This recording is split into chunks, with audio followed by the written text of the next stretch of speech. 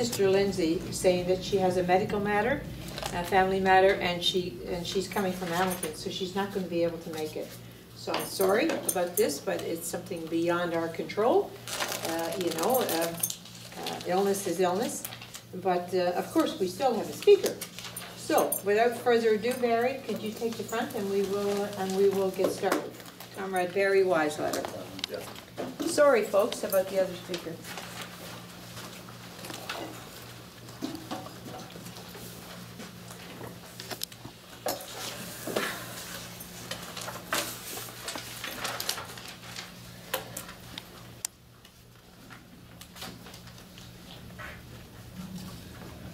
Well, good afternoon, everyone. Comrades and friends, welcome to this session. And did you have a good lunch? Mm-hmm. Okay, so some food for thought now, I hope, to supplement the other nutrition. What is the labor bureaucracy, and what is to be done about it? Well, I begin with a question. Have you heard of the 3 famous guidelines for bureaucrats? 1, when in charge, ponder. 2, when in trouble, delegate. 3, when in doubt, mumble. I'm wondering if that rings true. I don't know if any of you are fans of the British sitcom Yes Minister, but there's an echo of that there. But of course, there's a lot more to this subject. In fact, there are, for purposes of this presentation, 2 parts to the inquiry that I will pursue. The first concerns the nature of the beast, the bureaucracy, and the second is what is to be done. How should we deal with the phenomenon of the bureaucracy in the workers' movement? Over the past 200 years, there's been considerable discussion about the emergence and growth of bureaucracy. By bureaucracy, I refer specifically to the non-propertied officialdom of various organizations. I repeat, the non-propertied officialdom of various organizations. Now, bourgeois sociology argues that hierarchies are an unavoidable feature of modern society. Max Weber saw bureaucracy as the most rational and effective mode of organization of large numbers of people according to rules rather than subject to the whims of officials. So in his view, it's better to be governed by experts rather than to be ruled by naked corruption and nepotism.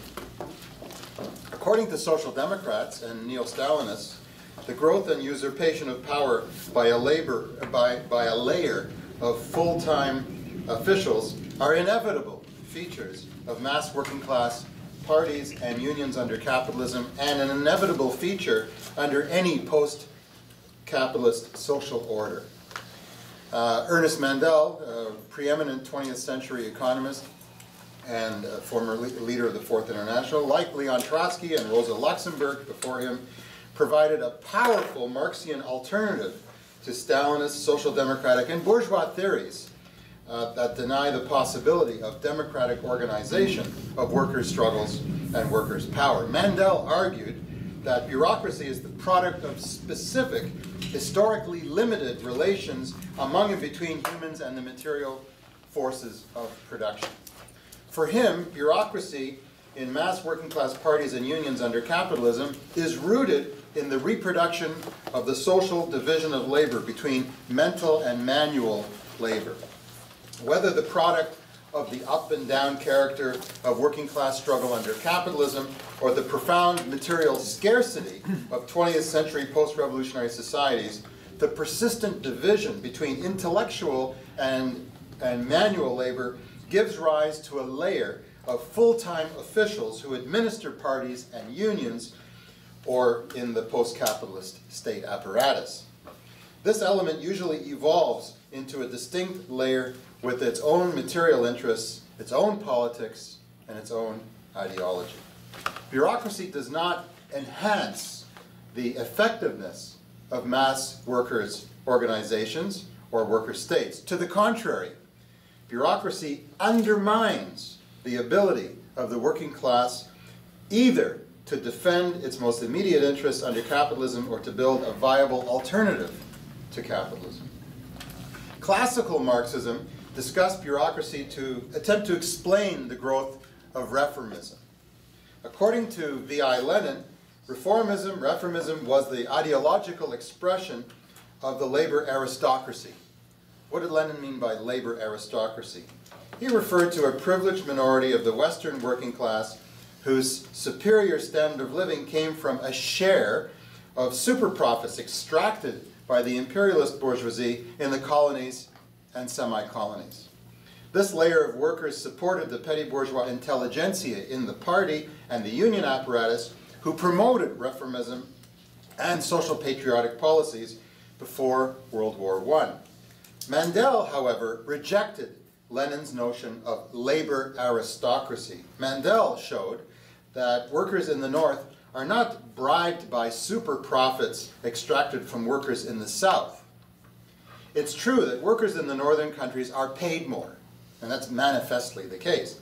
But global wage differences are the result of greater capital intensity and the higher productivity of labor in the industrialized countries. In other words, better paid workers in the North are actually more exploited in the Marxian sense, more exploited than poorly paid workers in the South. They are not more oppressed, that's not the point. But to a greater extent, they are robbed of the greater amount of surplus value they create because of labor productivity and capital intensity. Mandel found more useful the analysis in Rosa Luxemburg's work. Luxemburg located social democracy's growing conservatism in the hegemony exercised by full-time party and union officials, not simply in the influence of middle-class intellectuals. This bureaucracy, once consolidated, placed greater importance upon the preservation of the party and union apparatus than on any attempt to deepen or extend worker struggles. Mandel located the origins of the labor bureaucracy in the episodic and discontinuous character of working class struggles under capitalism. When workers do not engage in mass struggles, or when they suffer defeats, they become more open to conservative, even to reactionary ideas. They make futile attempts to defend sectional interests against other sectors of the working class. It is the level of class militancy and class independence, not cultural influences like suburbanization, television, and films, that determine class consciousness under capitalism. The entire working class cannot consistently engage in strikes, demonstrations, and other forms of political activity. Why? Because the working class is separated from possession of the means of production. As workers, we are compelled to sell our labor power just to survive. Only in extraordinary, revolutionary, or pre-revolutionary situations can our class broadly participate, continuously participate in mass struggles, which must be, of necessity, short, given our need to work and to be paid in order to make a living. Only a minority of the working class remains consistently active. That minority is what we call the workers' vanguard. Consistently, continuously active. That layer, consistently active, preserves and transmits to newer workers the traditions of mass struggle. That's how it's passed along, by that layer, workers' vanguard. However, a minority of this militant minority, a minority of the minority, together with middle-class intellectuals who have access to cultural skills from which the bulk of the working class is excluded, must take on responsibility for running the unions or political parties created by the periodic upsurges of the class. There's a big risk in this. Specialization can result in a growing monopoly of knowledge. And as you know, knowledge is power. And a monopoly of knowledge can lead to power over people. Not for people, but over people. During long waves of capitalist growth, workers' conditions improve without mass struggles. You're reaping the fruit that was grown and raised previously. This is when officials can separate themselves from the rest of the working class, when these improvements are occurring, the fruits of the previous harvest. Full-time officers are no longer subject to alienated labor and despotic bosses. They're able to set their own hours. Officials seek to consolidate these privileges and to create new ones. And increasingly, the labor bureaucracy excludes rank-and-file activists. The consolidation of the labor bureaucracy gives rise to a distinctive political practice and worldview. Preservation of the apparatus is its main goal.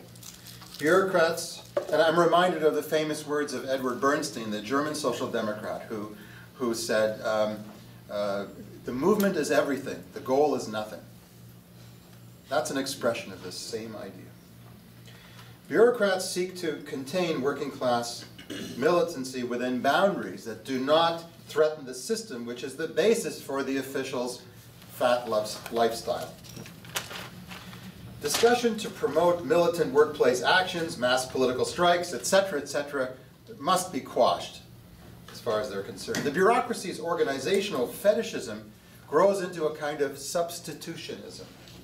It demands workers' unquestioning obedience to leaders who claim to know what is best for the workers. Reformist electoral politics and routine collective bargaining exercises ignore the structural character of political and social power under capitalism. In other words, the politics of the labor bureaucracies under capitalism are utopian in the most negative meaning of the term.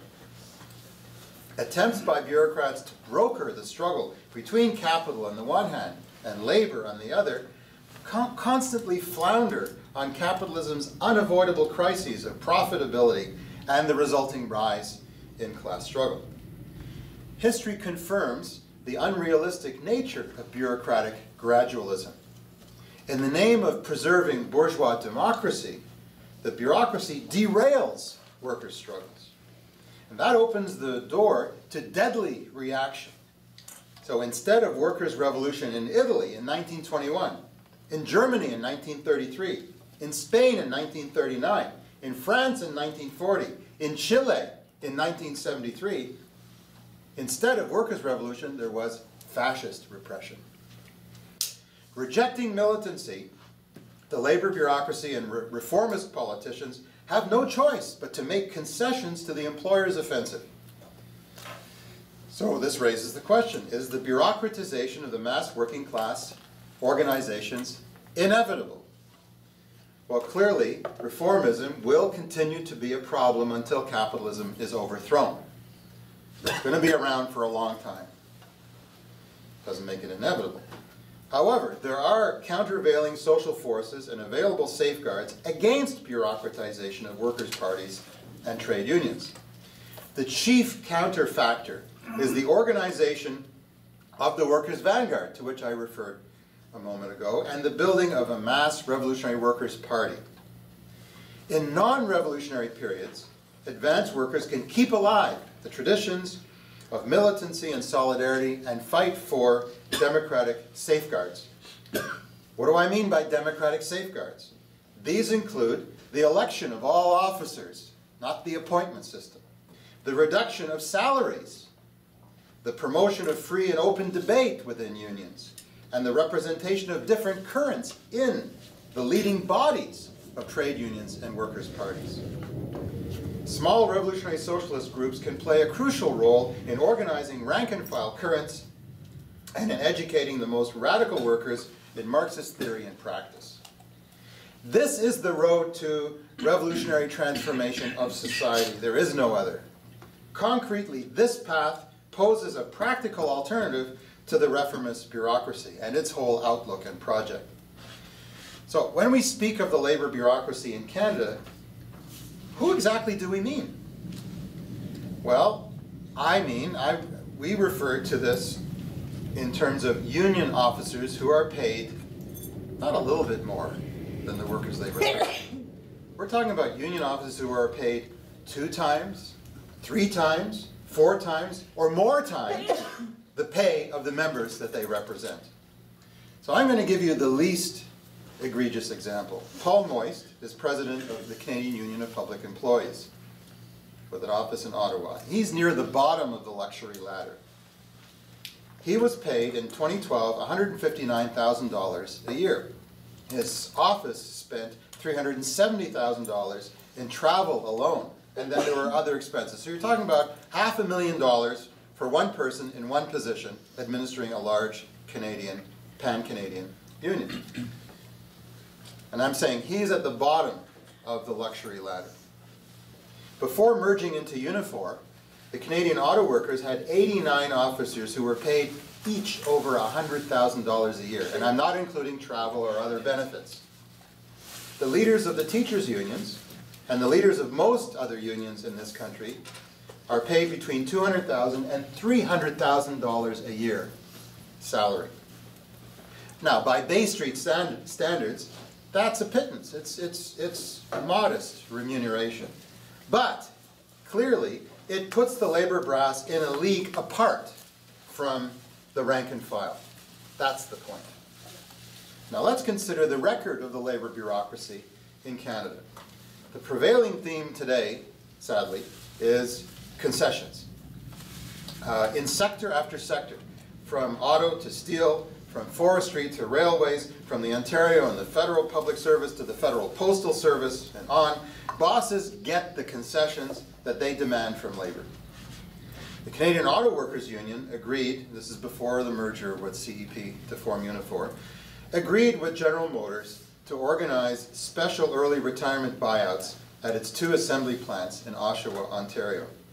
This is designed to accelerate the automakers' drive to replace high-paid veteran workers with workers earning low wages. Temporary workers will get about $10 an hour less than their counterparts.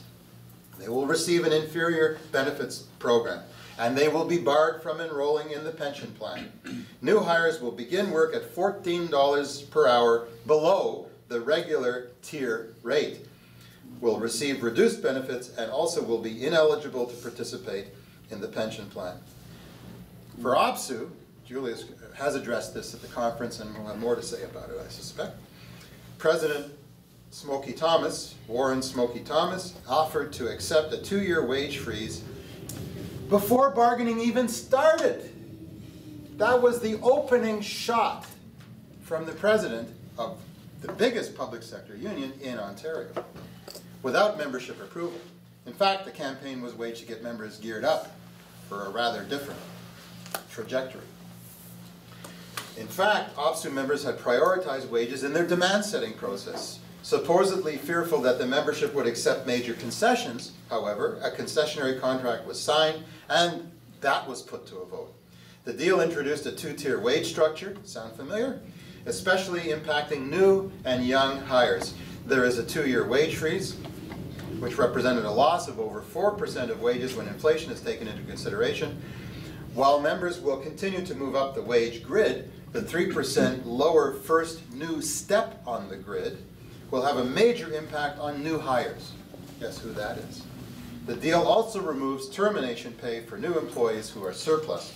These austerity concessions create a divide and conquer situation in the labor movement, which will foster future ruling class attacks. So what's next? Unpaid internships? Already underway. Yeah. In the teachers' unions, we find a particularly egregious example of class collaboration and strangulation of rank-and-file initiative. The Ontario English Catholic Teachers Association brass agreed to concessions before the Ontario Liberal government enacted Bill 115.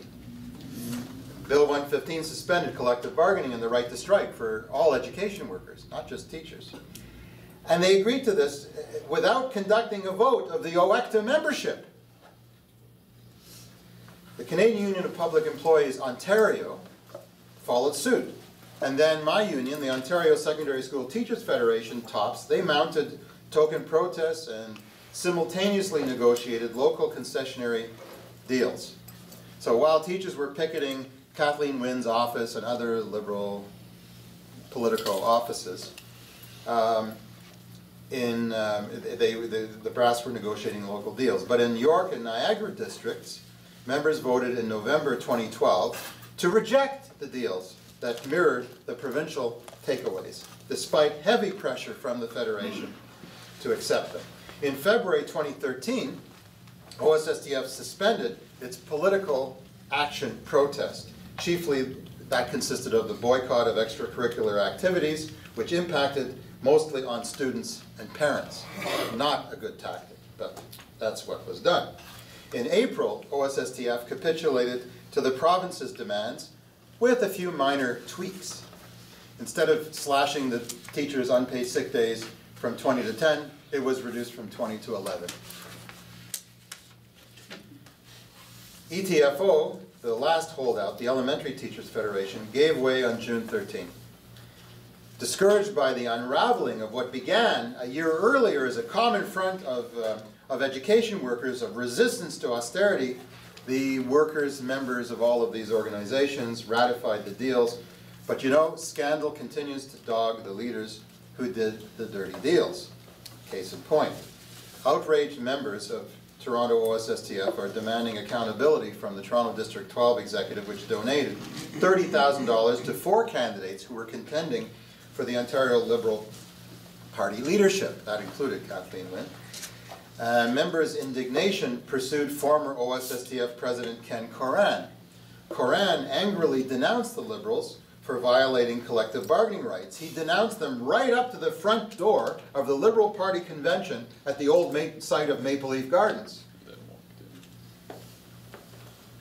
Then, after the convention, Coran stood as a Liberal candidate in the by-elections that were held on August 1st. Now, was this a reward for services rendered? Now, as it turned out, a little bit of justice. Coran came a distant third in London West. The Labour-based New Democratic Party surprised the pundits by winning that seat and by making an even bigger breakthrough in Windsor-Tecumseh.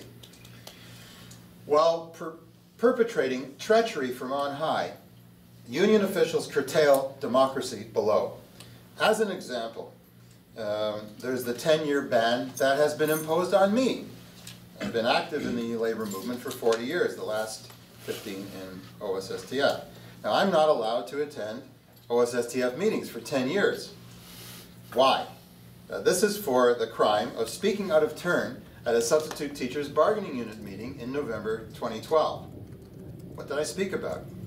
I demanded job dispatch list data. In other words, how many names are on the dispatch list? Because they doubled the number of names even though the amount of work has been cut in half. And I stood at the microphone and I said, I'm not leaving until you answer this question, no matter how long it takes. And they refused to answer the question for 10 years. Finally did get an answer. But they filed a complaint a week later. The local executive of our bargaining unit consists mostly of double-dipping retirees. That means people with $50,000 a year pensions, plus continue to come back into work on a daily basis, taking work away from teachers, immigrants, visible minorities, single parents, and so on, and career substitutes like myself. So that's what happened. Here's the background, a little bit more, if you'll indulge me. In 2002, OSSTF officials removed the entire elected leadership of the Toronto Substitute Teachers Unit on false and petty charges. This was the unit that I had organized originally through OPSU back in 1983-84. This put conservative retirees, the ones I just described to you, in control of the unit. Now, what did the right-wingers do when they gained control? Well, they surrendered an array of job security, wage, and benefit gains very quickly, gains that it took us decades to achieve, and a big strike to achieve. Now this year, fast forward to this year, on July 25th, activists from several unions met in a room down the hall here to launch a campaign to defend democracy in the unions and to rescind the 10-year ban that has been imposed on me. On October 30th, I addressed the Greater Toronto Area Council of the Ontario Public Service Employees Union, a body that represents, I don't know, tens of thousands of OPSU, OPS workers in the chiefly in the Queen's Park corridor, but beyond, right across the Greater Toronto area. And they voted overwhelmingly to ask OSSTF to rescind the 10-year ban. In OECTA, the Catholic Teachers Association, bureaucrats imposed a 2-year suspension of Richard Brock. Who is Richard Brock? He was elected president of the Halton District Catholic Teachers. Why did they suspend him for 2 years? He was suspended for opposing the Memorandum of Agreement with Queen's Park last year, the one that OISTE signed without a vote of the members. A campaign to reinstate Richard Brock is underway. The United Association of Plumbers and Pipe Fitters, they barred one of their members, brother Giancarlo Cesarone, for 4 meetings. So from now till January 2014, he can't go to a meeting. Why? Because he called the treasurer of his local a liar. Not at a meeting, but outside of a meeting in a private conversation with somebody. The treasurer didn't like that. So he gets stripped of his rights for 4 months. So this is happening increasingly, and that's very disturbing. Fact is that the teachers' top brass and most of the entire labor leadership would rather suppress militant members than fight austerity-minded bosses. Bureaucrats, as I said at the beginning of this talk, they put a premium on tight control of the organization, even if it means weakening workers' resistance to an agenda that harms the vast majority of workers, including, ultimately, themselves. You weaken the organization, it diminishes in its capacities and resources. The bureaucrats have less to draw upon for their privileges. To supplement threats at the bargaining table, there is the hammer of strike-breaking law. Government back-to-work legislation in 2011 broke strikes in railway, at Air Canada, and at the post office, with scarcely a murmur from the labor movement tops. Union heads kept mass job action, which is and what was and is urgently needed to counter the anti-labor offensive, completely off the political agenda. Now, unions in Canada encompass 31% of the workforce. That's 9% less than unions represented in 1983. Average wages are lower now than they've been in a generation, mainly due to stagnation or concessions, or actually reducing entry-level wages. And of course, morale is lower than it's been in a while. Union leaders talk about confronting the threat of so-called right-to-work laws. You're familiar with the campaign. Of course, the right to work, which really is the right to work for less money, would end compulsory deduction of union dues at source. Members could be a member of the union or not, but even if they don't pay dues, they could still insist on and be entitled to receiving union representation. Paid for how? No one really knows. Now, you've probably seen the TV ad campaign. It's titled, Together Fairness Works. Remember the song Sunny? It's set to the tune of that old pop hit. Unfortunately, it sidesteps the need to fight rollbacks in wages, benefits, and pensions, and the insidious lower wage rate increasingly imposed on new hires. Such measures undermine the confidence of all workers, especially young workers, in our unions. And it'll take more than a jingle on TV, even if it is an artful campaign that raises some important issues, to turn this around. So, is the 30-year pattern of retreat by labor due primarily to an inherent lack of self-confidence? Is it the workers' fault? Is it due to ingrained passivity or to false consciousness on the part of working people? Is that how it started? I'm not saying is that how it evolved, but is that the cause of it? Are unions no longer suited to their task, as some academic Marxists, for example, in the Greater Toronto Workers' Assembly, argue? Unions, they're sectional, not fit for the task. Or does a sense of powerlessness simply feed off the bureaucrats' self-inflicted failures? The slippery slope down which the whole movement has traveled. Perhaps labor's retreat arises primarily from an aversion to struggle by union officials. Now, this is not to imply the simplistic notion if it was just suddenly, the policies were suddenly to be turned around right now, we'd be off to instant success. That's not what I'm saying. But I'm saying there has to be a turnaround, it has to come from below, because the slope on which we are descending now came from something, came from some action, some policies, some practices. And to redress that requires moving in the opposite direction. What's the proof that there is an alternative, or even the inkling, a glimmer of a possibility of one? Well, I would contend there's plenty of evidence to suggest that where a good, strong lead is offered, large numbers of people are willing to fight the austerity agenda of growing social inequality. Proof positive, the massive Quebec students' uprising. That's one proof. The global Occupy protests, a little less strong, but a barometer that shows this. And the Cross Canada Idle No More movement, that too testifies to the appetite for change, for a turnaround, for a fight back. And it's coming largely from organizations that are not well resourced, and certainly not initiated by the main bodies of the labor movement or the NDP. So, this leads me to argue, to contend that what's lacking, especially at the top, is a will to fight, or even to allow the ranks to discuss and to exercise the option of waging a fight. So, how can workers organize in a non-sectarian way to challenge both the bosses and the labor traders in this situation? Fortunately, some positive examples exist, pointing the way forward. In the Ontario Public Service Employees Union, rank and file members organized a large and inspiring Solidarity Caucus. Its mission, to get OPSU to rejoin the Ontario Federation of Labour. I'll let Julius explain why OPSU quit the Ontario Federation of Labour. It's kind of comical and sick. But anyway, OPSU stopped paying dues to the OFL without good reason. The Solidarity Caucus attracted much support in OPSU. It helped to elect reformers to the union's executive board. But it did not win the reaffiliation battle at the April 2013 OPSU convention. That struggle continues. In OECTA, in March, convention delegates, that's the Catholic Teachers Union. Don't let me bamboozle you with this alphabet soup of initials. Yeah, don't be too Ontario-centric. You have to explain these things. That's what I'm endeavoring to do. In the Catholic Teachers in Ontario in March, they had a convention, and the delegates defeated and replaced the president who signed the bad deal and who denied members a vote on it.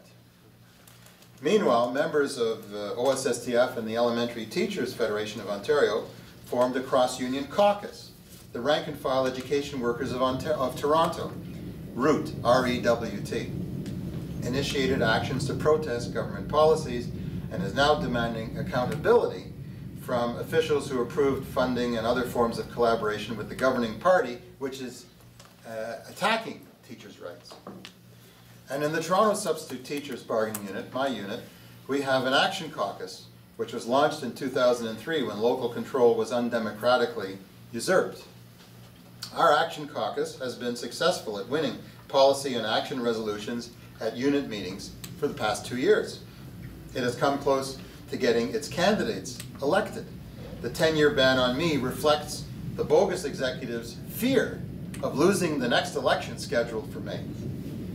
In CUPE, this is a pan-Canadian example for those worried about Ontario centricity, rank-and-file members formed a Return to Militant Labour caucus, and that Return to Militant Labour caucus was active at the CUPE National Convention, which occurred just about a week and a half ago.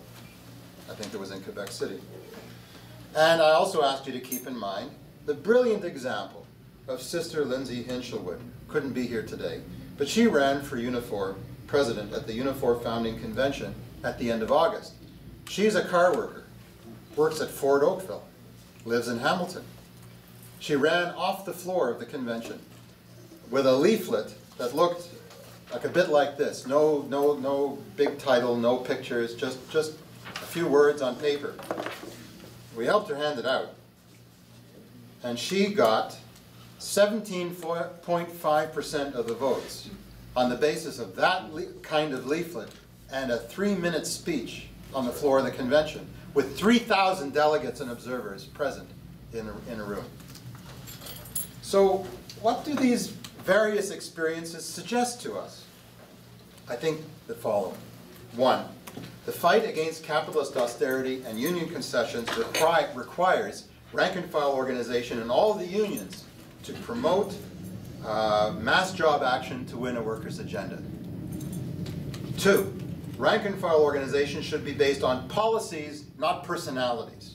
It should actively strive to replace the current misleaders on political grounds.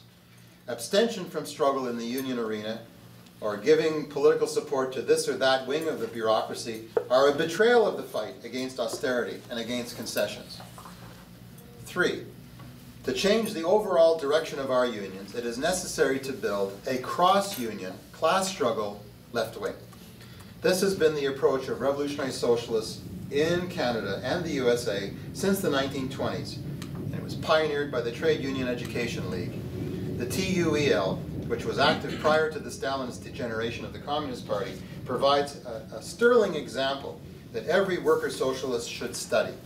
So Google TUEL, check out the books written on the subject. How will a new generation of workers repair the damage done by the bureaucracy? Well, in my view, it will not repair the damage done by the so-called left-center unity tactic advanced by the Communist Party.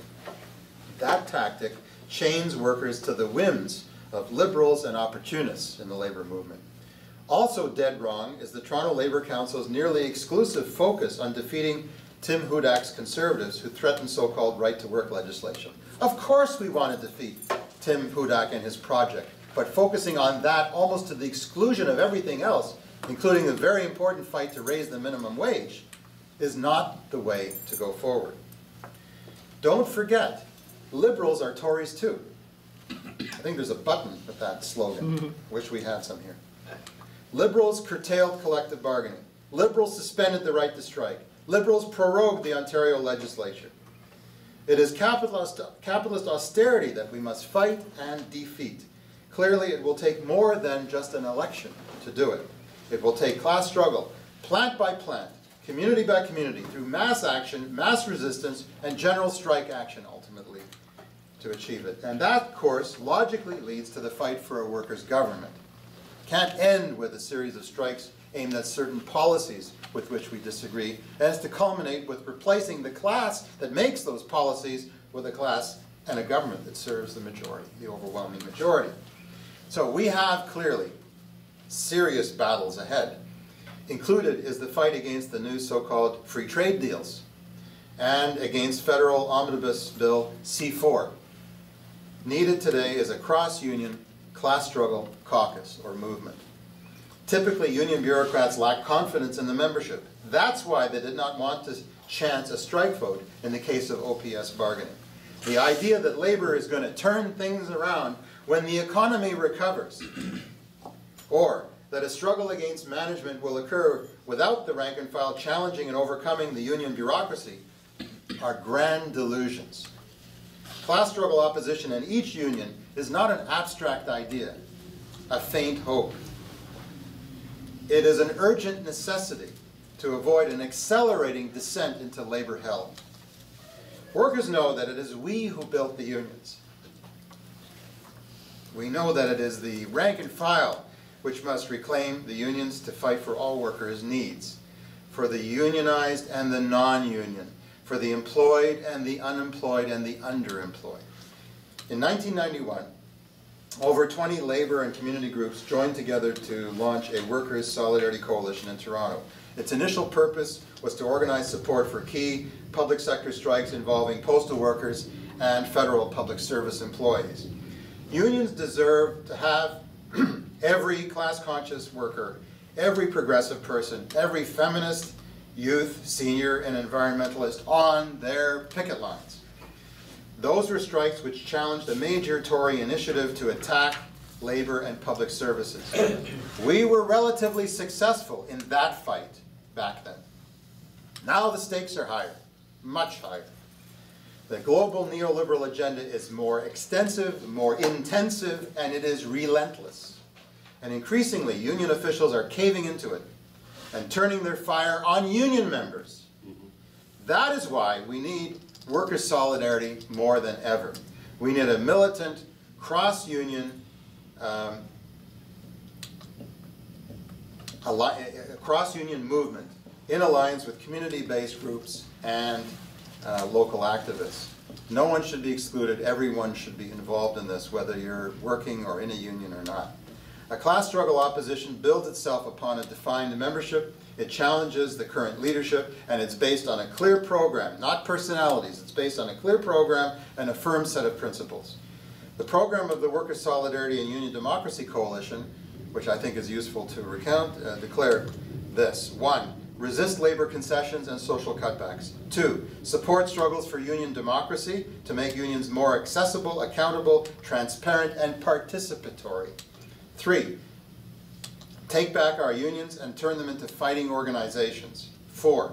Rely on our own strength and renew or create our own organizations from the bottom up to fight for the interests of working people and against corporate profit and power. The Workers' Solidarity and Union Democracy Coalition was relaunched at a conference held here in 2004, but honestly, it remained an embryo. But its birth is anxiously awaited, now more timely than ever. So I can summarize this talk with the following points. There is a tendency towards bureaucratic domination of our unions in capitalist society, but it is not insurmountable. Bureaucracy has been and will be overcome by organizing from the bottom up. What can we do today? We can build, at the risk of repeating myself, this can't be said often enough in my view, build a rank-and-file caucus in every union and social justice movement. Build a network of militants to oppose concessions and capitalist austerity. Challenge the current labor leadership.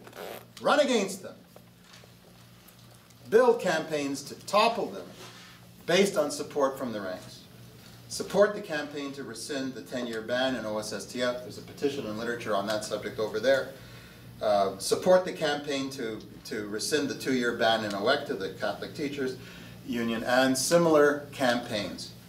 Together we can prove that the corporate agenda and the labor sellout policies can be blown away by a strong wave of class struggle. Let's force the labor leadership to lead that fight or get the heck out of the way and let those who are willing to lead it to do so. This entails the construction, once again, of a militant, radical, well-organized left wing in the unions and in the NDP, and to that task, Socialist Action is absolutely committed, and if you agree, join us today.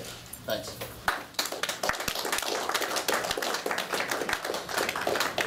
Okay, so we're going to open the floor up now for questions or interventions. The same principle applies, 3 minutes. And we'll take a few questions and come back to Barry. Okay. Oh, too many hands going up. Can't count them. I guess we solved that problem.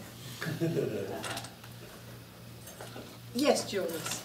Well, I guess I'll just give my own experiences. I'm a member of Socialist Action, but I'm also Vice President of Office Local 532. I'm an activist in my union.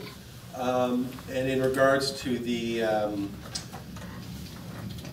silly fights that take place in the labor movement and how these divisions, negatively impact the rank and file. OPSU has split from the Ontario Federation of Labor, and it was a completely unprincipled split. There really was no reason other than the president of OPSU, along with other members of the executive, essentially said that Sid Ryan is just, you cannot work with Sid Ryan. He's just a horrible guy. We were just getting nowhere with the guy without really going into any depth as to whatever said arguments were even about. They actually removed the stop participation with the OFL before even getting a go-ahead from the membership. The campaign was launched by activists in Region 5, which is Toronto, and I was part of that. And the issue, we basically, over 2 conventions, over 2 years, we brought the issue to the 4th convention. The first time that they did this, it was fresh in people's minds, and they basically halted debate, and the convention actually ended on the item, without being resolved, really.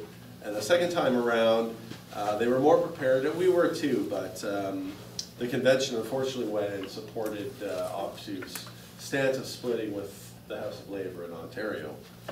But this issue, really did awaken a lot of people in Toronto, people who were active in OPSU.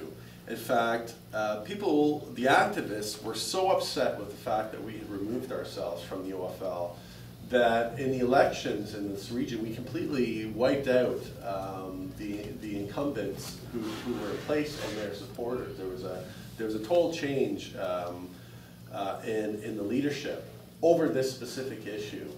And it's something that we're going to have to continue to fight for. But these sectarian splits, I remember Smokey, criticizing, and I'm not kidding you, he was criticizing Sid Ryan for being short physically. and he said this at a publisher's weekend where they were training activists and local activists on how to write newsletters for their locals, and this was his message going out. Just totally pathetic, but this is a level of what some of the bureaucracy is at. And it's something that we really need to fight, because regardless of how messed up the labor movement is, and the OFL is, and I'll say this, part of the reason why we lost that vote was that, to be quite frank, even though the OFL has more radical elements, it still hasn't inspired the working class as a whole. If the OFL was very clearly fighting the boss, we would win hands down. We wouldn't even really have to try to convince the delegates at the convention that this is something that we should go for. So, we really do need to have a cross-union movement. And we're always trying to build that with other groups, other individuals, and we continue to pursue that. Okay, Yazin? I have two questions for Barry. First, can you elaborate on that concept, workers' vanguard? Where is the workers' vanguard now in Canada? In NDP, outside of NDP? Or who is the workers' vanguard? Am I a workers' vanguard? Is Julius a workers' vanguard? Can you give examples to workers' vanguard? Because we keep repeating this phrase, it becomes something like an alien to us. I think we have to give concrete examples to that notion. And my second question is, you used to be in the executive of your union. Actually, you helped to form your union, establish your union, right? And what were the, based on your experiences, I want to learn what kind of safeguards you used against the trend for bureaucratization or possible bureaucratization. Okay, so I usually don't speak in these sessions because I'm chairing, but I'm going to this time speak a little bit about my union and where it was and where it is today. I'm a 30-year veteran, I guess, of the Canadian Union of Postal Workers. I've been retired now for about 4 years. I still sort of keep my foot in there a little bit. But I remember my union. It was one of the best unions in the country, I thought, maybe even in the world, that I cut my teeth on. We were the most militant and the most democratic union that there was around. Members stuck together. There was solidarity among members, and we weren't going to let the boss get away with it. I mean, just to give one little example, I remember a time in my union when out of 1,000 employees, one employee didn't receive their paycheck. Okay? So they were told that they were going to have to wait until the next payday to get it, which was, we were paid every 2 weeks. The member says, no, that's not the way it's happening. So all 1,000 employees went to the cafeteria, sat up. That's when you could smoke in government buildings. If people were smokers, they sat, put their feet up, had a coffee and a cigarette, and said, we will go back to work when our brother or our sister, whoever it was, gets their paycheck. Well, a paycheck got made up rather quickly. That's just one example of what was going on. Then, like it says, when we were bargaining with the boss, there was no, we didn't even hear the word concession. We didn't know what that meant, for God's sake. Our national president and other members of our union went to jail to fight for our rights because we weren't going to let the boss. I mean, we didn't win every battle we went into, but if we lost on our feet. We didn't lose on our knees. You know, the way that unions are faltering today. You know, we in 1981, we went on the picket line for 42 days for maternity leave, and we won it. We were the first union to get it. Back to just the union itself, I mean, there was nothing that I could go out, there's nothing that I could speak about that I wouldn't have to ask permission, because it would be within my constitution. I could speak on gay rights, I could speak on abortion, I could speak on support for Cuba, you know, I could speak on legalizing marijuana. There was nothing that I couldn't talk about that wasn't embedded in our constitution. Independence for Quebec, you know. But over the years, the union changed. We got people that were running the unions, and they were concession bargaining. And we have a sister that's still working in the union here, and she knows what I'm talking about. That's the way it is. They don't care anymore. They really don't care. Our union leadership has become a job for them. Well, we got together and we got rid of some of those leaders that were into concession bargaining, and we thought that the leadership that we have now would be better. Well, they are a little better, but not much better, unfortunately. So even a strong union like CUPW is into concession bargaining, and when we are doing that, I mean, there's a new campaign starting, and it's out west, I think, and maybe, hopefully it's going to start working in Quebec, because Quebec often leads the way in our union on different fights that they get involved in. So I'm hoping that the campaign is going to go forward to make sure that our next round of bargaining is not going to be concessions, because we've been giving away too much, you know. So, you know, I can see other unions faltering, but when this union, and it's not because it's my union, it's the truth. Everybody knows that CUPW was the most militant, the most democratic. So I just thought I wanted to throw that out there as well. Okay, so do we have any other? Yes, Evan. Well, I think that one thing that progressives in the NDP kind of traditionally would tell themselves is that no matter how fast the party flies rightward, that there would always be this anchor on the left in forms of labor affiliation. Now, do you think that that's starting to be no longer the case? I mean, obviously, with some unions, it's very obviously not the case. But in general, when you kind of take into account the entire state of the union movement, are they still doing that, or are they driving it to the right, or you know? Okay, can I have one more question before we come back to Barry? Yes, Sunny, and we'll take two, Sunny and then Tom. All right.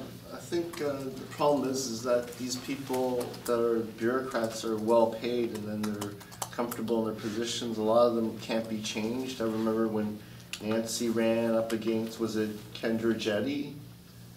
Or was it Smokey Thomas? Smokey Thomas. Okay, against him, and she lost. Like, she did okay, and like, even with Unifor, like I'd hear Jerry Dias on like CBC, more or less it was like a foregone conclusion that he was gonna become the next president, succeeding Ken Lowenza. So it's all kind of like inbreeding of other people that are within the union based on seniority. So even talented people can't move up.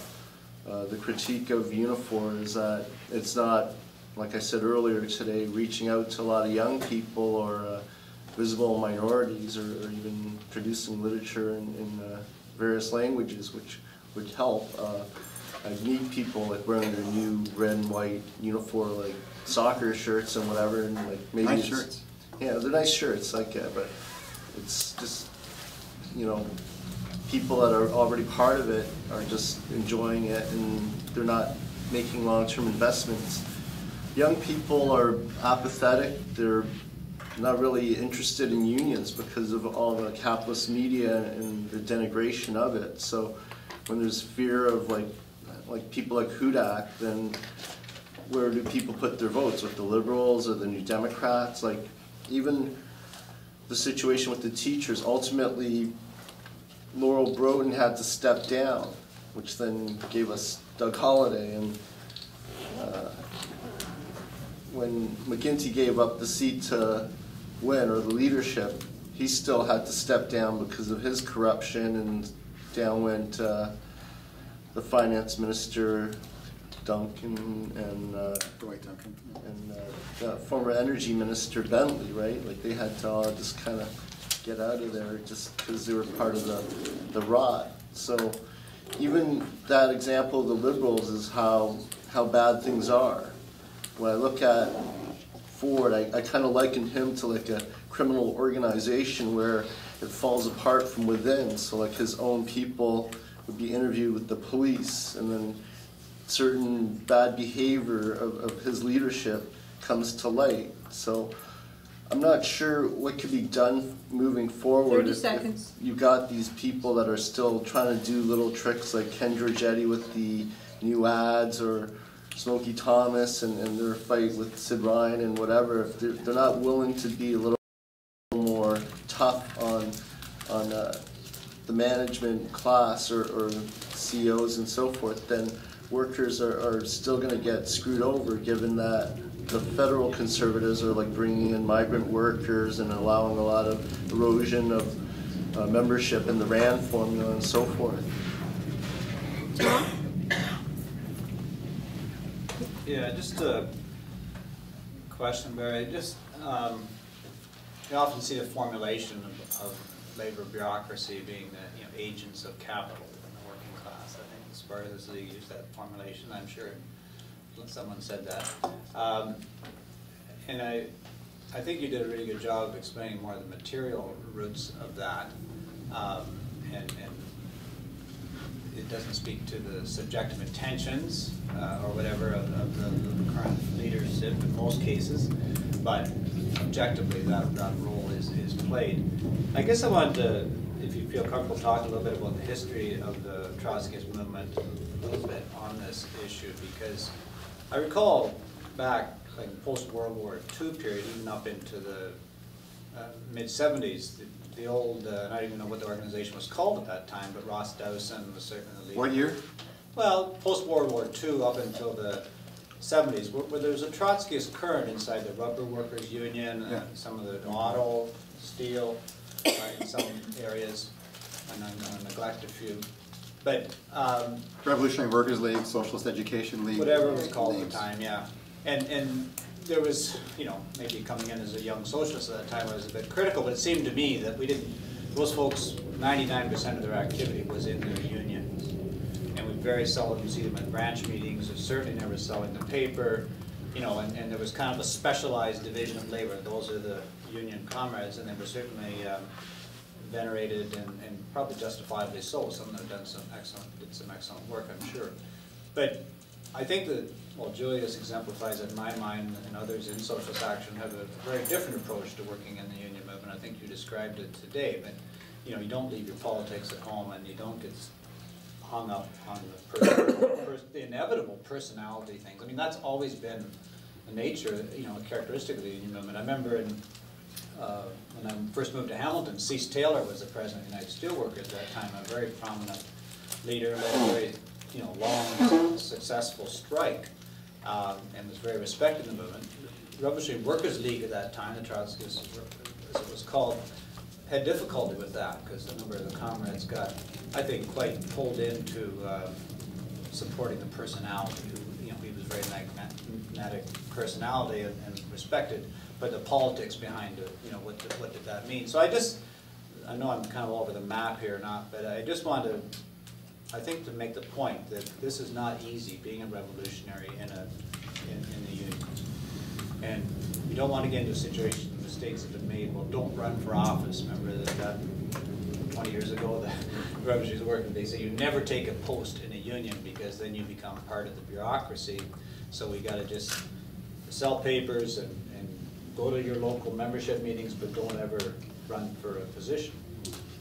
And so I'd just like you to comment a little bit on that, because there have been some zigzags, I think, historically in how Trotskyists intervene in trade unions. Okay. Hey, Barry, we're coming back to you. You have up to 10 minutes. Some great questions, and I hope there's contributions, discussions where folks inject their own perspective in this as well. So I'll respond with mine. Yes, and what is the workers' vanguard? Who or what is it? Well, I must begin by saying that in this country today, it is very, very weak. In fact, it's debatable as to whether there is a crystallized workers' vanguard as such. It certainly is palpable, evident, and observable in Europe and most of the other continents. But here it is weak, and the thin red thread that has represented its continuity has been broken in various ways over a period of time. But I think that if we define the workers' vanguard as not necessarily the exponents of political class consciousness in the form of a Marxist cadre, but if we define it more as Mandel did in the reference I made earlier, to the continuously active layer of workers who fight the boss and prepare the struggles from day to day, advancing transitional, democratic, and defensive demands. I think we can point to examples like the ones I cited, so as to repeat. The Solidarity Caucus in OPSU, which fought to restore affiliation of that union to the Ontario Federation of Labour, though that is a very modest elementary goal, is an example of that. The rank and file education workers of Toronto is another example, not very clearly programmatically defined, but it represents at least the embers that need to be fanned into a larger flame of those who want to challenge the teacher bureaucracy and fight for greater democracy in practice and oppose concessions and collaboration with the employers. In my own union, the Action Caucus, we have 30 to 40% of the votes at any membership meeting, and sometimes a majority. But the core of it is a handful of people, including myself, to be quite frank, but that it plays an essential part in the renewal of our labor movement. It's indispensable. And when an upsurge occurs, it will be there, just like Lisa made the argument in the previous discussion on youth movements. Right now, social struggles are at a low ebb in the United States and Canada and in many other countries. But when an upturn occurs, we don't have to rediscover the wheel. We have an organization with trained revolutionaries who are capable of swinging into action, taking leadership, know which way to go forward. As a founder of the American Communist Movement, James Buchanan said, leadership is just knowing what to do next. It's as simple as that. Knowing what to do next. So that's who it is and what it is. And much of it is in this room, and much of it is outside this room. And we need to bind it together and work in greater coordination with one another. And therein lies the goal of delivering the embryo into a healthy babe of the Workers' Solidarity and Union Democracy Coalition, for which we strive. That would be a kind of rudimentary crystallization of a vanguard, element of a vanguard, not the whole, and certainly not significant enough to turn things around. But that's an exemplar of what is needed. That's why we project that. By the way, next Sunday, Grey Cup Day, the delegates to the Ontario Federation of Labour's biennial convention will be gathering at the Sheraton Centre on Queen Street, and we'll be there. And we invite you to be there with us. You don't have to be a member of a union. We're going to be selling the Socialist Press, handing out our leaflet on the need for independent labor political action in the municipal arena, talking to delegates, encouraging them to push Sid Ryan and the OFL executive to the left, and maybe even crystallize a rank and file formation that can accelerate that push to the left. That's what we're doing. We're the troublemakers in the labor movement, you know? We want to make trouble for the bosses and trouble for the bureaucrats who don't want to get out of the way and don't want to lead the fight against the boss's agenda. So we're going to be at the OFL convention November 24th, 25th, 26th, 27th, but on the 23rd, the Sunday, when the delegates come pouring in to register, take the rooms at the Sheraton Centre, we're going to be talking with them about what's ahead in that week of the OFL convention, which is held every 2 years here. What safeguards did I try to implement in my own union? Thank you for that question. My union, my local, which I organized from scratch in the early 1980s, came to be known as OPSU Local 595, 2,000 members, substitute teachers for the Toronto School Board, elementary and secondary together. What did we do? Well, we had frequent meetings, like 5 or 6 meetings a year. Doesn't sound like a big deal, does it? But in my bargaining unit now, there are only 2 meetings a year. So obviously there's a big difference when you're only meeting twice a year and the meeting is only 2.5 hours long, and the first hour is dedicated to handing out awards and testimonials and having a guest speaker from the provincial executive talking about everything under the sun except what matters to the membership. So more meetings means more access to the tools of democratic discourse. Easily accessible meetings. we held our meetings at a school where you had lots of parking for cars and right on the subway line. Again, why am I mentioning that? What's the big deal? Fact is, right now, our union meetings, only twice a year, are held up in the middle of Don Mills, where it takes you an hour and a half to get there by bus. There is no nearby subway stop. And that's an issue that comes up at every meeting. We complain about the fact that the meetings are infrequent and inaccessible unless you have a car. And many of our members who are suffering the most from the loss of work, from the double dippers who are taking work away from those, the single parents, the immigrant workers, the people whose third or fourth language is English, don't have cars and find it hard to get to the meetings and don't go to the meetings. That gives the reactionaries a built-in majority at every meeting. So accessible meetings, a more open membership newsletter. I haven't had an article in my local newsletter in 12 years. They won't accept any article that is critical in any way of any of them for any reason at all. So when we had a newsletter, anyone could write for the newsletter. Someone else might write a comment on it, fair game, but it was open. That's a principle. I was full-time president of the bargaining unit. It was a big bargaining unit. We could afford one full-time officer. But I campaigned on the pledge that I would work at least one day a week in the classroom. It happened to be every Friday I was in the classroom. So that was deducted from my union pay and I got paid by the school board. What's the importance of that? Contact with the membership. That's the importance of that. So the people who are leading my union local now, many of them haven't set foot in a classroom, except by accident, for a decade. So they're out of touch. And the calls they get, seeking help from members, they dismiss them. Give them the back of their hand. Political action. My bargaining unit, Local 595, affiliated to the NDP. OPSU's not affiliated to the NDP.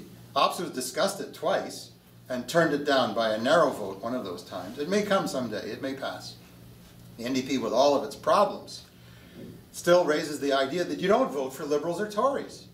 And you fight to make this party adopt policies that are in the interest of the majority. That's the idea. And what should those policies be? Well, we have an opinion on that subject. And we'll tell you what it is when the opportunity arises. So we affiliated to the NDP, and I think we were the only OPSU local affiliated to the NDP. And that really annoyed the leadership of OPSU, but they couldn't do anything about it because we had autonomy, which the bargaining unit in OSSTF does not have. It does not set its own strike votes. It does not set its own collective bargaining demands. That's done by an appointed committee behind closed doors, and it doesn't affiliate to anything except the Labor Council, and its delegates don't show up to those meetings. So we had demonstrations at the school board on frequently on issues that matter, concerning job security, concerning health and safety in the workplace, and so on. And we took strike votes. And we campaigned to get a good turnout so the strike vote had power behind it. These are the things that we tried to do in order to safeguard the democracy of our union. And that's why we were put in trusteeship, because the union brass in OSSTF, after Mike Harris legislated us out of OPSU and into Teachers Federation, the elementary going into the elementary teachers of Ontario and the secondary into OSSTF, they couldn't beat it out of us. We insisted on frequent meetings, all the things I just mentioned. So they put the local in trusteeship, they removed all the elected officers, and after 18 months they changed the constitution, they put another group of people in control of it, the conservative double-dipping retirees, and they've been running it into the ground. So that's why we face the challenge that we do now. So unless there's a workers' vanguard that can support in a mutual way this kind of activity in a bunch of unions, you are open to being set back and losing momentarily the struggle, the gains that you make. But of course, the class will rise again. Labor affiliation is an anchor on the NDP. 2 minutes. Well, we argued somewhat successfully in Vancouver that it's not an anchor, it's a rocket. Not just labor affiliation, but socialism. And they hated that. They lost in Vancouver. They made sure that by skewing the debate in Montreal that they got a partial victory. Not by removing socialism from the preamble, but by putting it in a different context, kind of putting it in the rearview mirror, as I have said But who's driving this effort to distance the labor movement from the labor-based New Democratic Party? Well, it's a wing of the party. It's not the Ed Broadbent wing. It's the Tom Mulcair wing. So without a lot of time to go into the distinctions, there are two wings. And I don't know why UFCW backed and nominated Tom Mulcair, but they're affiliated, and a lot of unions that ought to be aren't. But you know, it's complex. You've got to look at it in concrete detail, which there isn't time to do at the moment. But there are two wings, and one wants to distance it, right? Andrea Horvath wants to distance the labor movement from the party.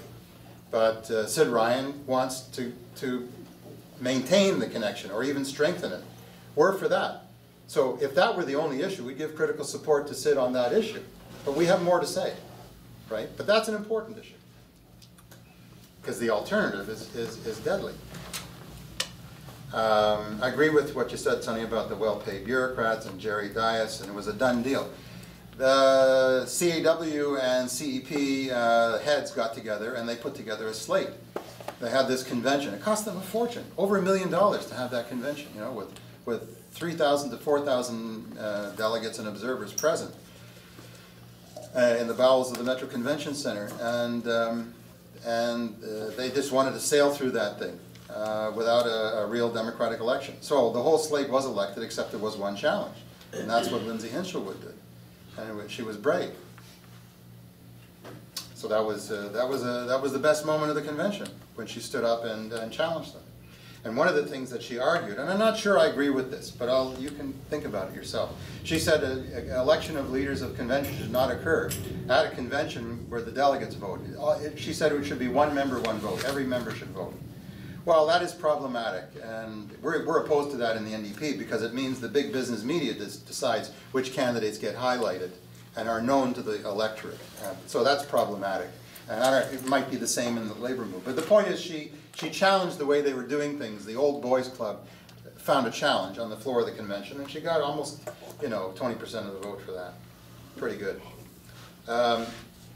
The bureaucrats are agents of the capitalist class. Well, it was Daniel De Leon who said, who referred to the labor lieutenants of capital. And that was at the turn of the previous century, in the late 1800s, early 1900s, when he said that. And it's still true. And Trotsky had more to say on the subject. And I recommend this book, which we don't have on the book table, but you can find online, Leon Trotsky and the Trade Unions. Capital can continue to maintain itself only by lowering the standard of living of the working class. Sound familiar? Under these conditions, trade unions can either transform themselves into revolutionary organizations or become lieutenants of capital in the intensified exploitation of the workers. The trade union bureaucracy, which has satisfactorily solved its own social problem, took the second path. 1 minute, Barry. So they act as a transmission belt. The labor bureaucracy, quite apart from individual intentions, that's not the issue here, as a social phenomenon, act as a transition belt for boss politics in the realm of the workers movement. That's the problem. And it has to be challenged politically, not on a personality basis, but on a policy basis. Excuse me for repeating myself, but it bears repeating. The Trotskyist movement in the unions has been a mainstay of our movement. But there have been debates, because we are a democratic organization, so there's debates about how to conduct socialist work in the trade unions. It's inevitable, and it's a good thing. So I remember when the RWL, Ligue Ouvrière Révolutionnaire, was launched in 1977, the orientation was to establish as many fractions or groupings in the unions and to conduct political work there. And there was arguments that immediately broke out. We had a branch of 150 members in Toronto, and I remember the debates that in a room twice this size took place. And some said, well, first of all, you got to get into the shop and not have too high a profile, because the boss will target you and dismiss you. So that made sense in my book. But after a while, you got to be selling the paper at the plant gate, you got to be running for shop steward, you got to be fighting for policies to deal with the issues that your fellow workers and you are facing. If you don't do that, why should people pay any attention to what you have to say? You're just a chatterbox, not an advocate for them. And you also want to bring them and empower them to step forward and be their own spokespersons, and hopefully win them to your political perspective. So not running for union office, I think, was a mistaken policy, but we had a big fight over that. And I was always an advocate of, yeah, we should fight for union office, after you've passed probation, of course. After you've been selling the paper at the plant gate. After you've been, you know, volunteering to be a shop steward, because often there's no election for shop steward. Union is lucky to find someone willing to be one, right? So we should be the first to volunteer. And it doesn't mean you're selling out or getting absorbed into the bureaucracy. It depends how you conduct yourself. That's what matters. If you conduct yourself in a principled way, you're not going to be absorbed, you know? You're going to be the person who advocates action to deal with issues of health and safety, issues of pensions and rights and seniority and everything else, even as simple as wages. Okay, Barry, we're going back to the floor. So we're for these policies, and they're the fruit of many long and important debates. Thank you. Okay, so any other questions? No other questions? Everybody sure? Okay, you have 2 minutes. No, I think that's all that I need to say at the moment. Just to urge you, if you're not in a union, try to organize one. If you are in a union, organize a rank and file caucus. And if you're in both or neither or any of those circumstances, join Socialist Action, because we're determined to do the things that we set out before you today. So I hope you join us. Thanks. Okay,